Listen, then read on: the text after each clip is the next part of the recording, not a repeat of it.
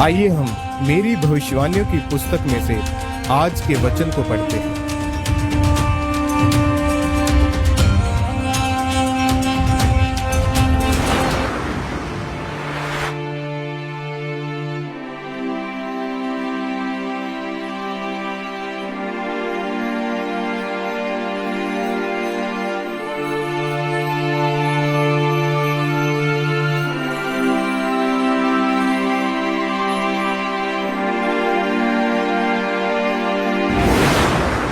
वचन आपके जीवन में जरूरी है, जैसा कि प्रेरितों के काम 4 की 29 से 31 में लिखा है।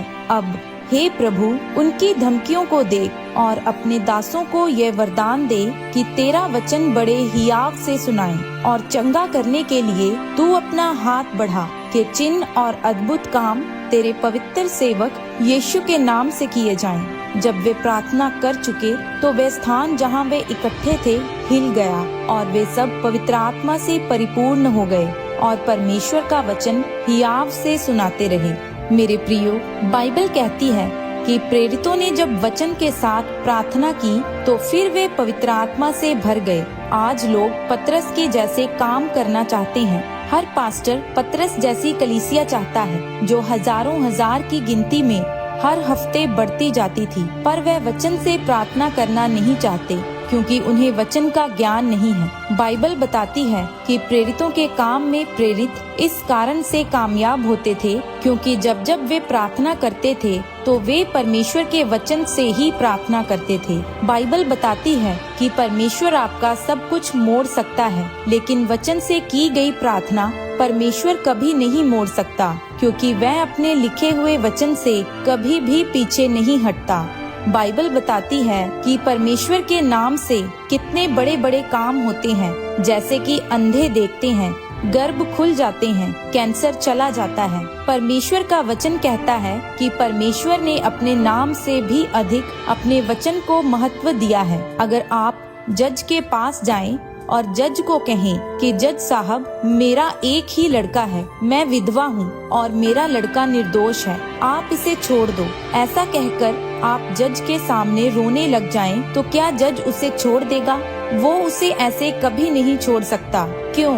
क्योंकि जज संविधान के साथ बंधा हुआ है। चाहे उसे पता भी हो कि यह लड़का निर्दोष है, फिर भी उसे नहीं छोड़ सकता क्योंकि उसे सबूत चाहिए और वो संविधान के अनुसार ही चल सकते हैं। उसी तरह से परमेश्वर को भी सबूत चाहिए कि कहाँ लिखा है जो आप अपनी चीजों के लिए परमेश्वर से मांग रहे हैं। जो प्रार्थना सिर्फ भावनाओं के साथ की जाए और वचन उसमें मिला ना हो, वो प्रार्थना सिर्फ 10% ही परिणाम लेकर आती है, और जो प्रार्थना वचन और आग के साथ की जाए वह 100% परिणाम लेकर आती है। जो व्यक्ति परमेश्वर के वचन को जानता है वह उस वकील के समान है जो संविधान को अच्छी तरह से जानता है और उसकी फीस भी 7 से 8 लाख रुपए होती है। मेरे प्रियो, आज वो विश्वासी जिन्हें यह ही नहीं पता कि परमेश्वर के वचन में लिखा क्या है, वे झूठ बोलते हैं और कहते हैं कि परमेश्वर हमारे साथ बातें करता है, और उन्होंने